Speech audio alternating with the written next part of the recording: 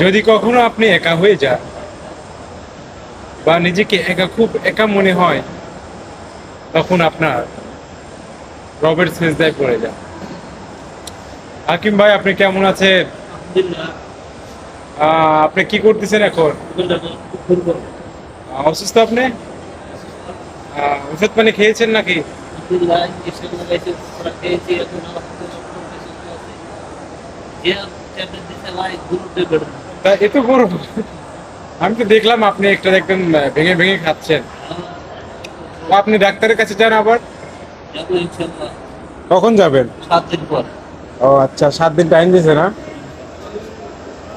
আজকে কয়দিন হলো? 2 দিন হচ্ছে, 2 দিন হলো আপনার নাকি?